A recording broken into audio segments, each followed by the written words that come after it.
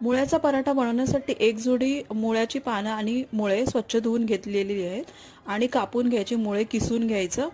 त्याच्यामध्ये मीठ, मसाला, हळद, गरम मसाला, ओवा, आलं लसूण पेस्ट टाकून चांगलं पाणी सुटेपर्यंत चुरून घ्यायचं आणि त्याच पाण्यामध्ये 1 वाटी गव्हाचं पीठ, अर्धी वाटी नाचणीचं पीठ आणि 2 चमचे बेसन, जी काही पिठं तुमच्याकडे अवेलेबल असतील ते टाकून पीठ मळून घ्यायचं आणि थोडंसं तेल टाकून 10 ते 15 मिनटं थोडं रेस्ट करायचं। नंतर एक अशी पराठा लाटून तव्यावर तेल घालून चांगलं दोन्ही बाजूनी असा खरपूस असा हा पराठा भाजून घ्यायचा।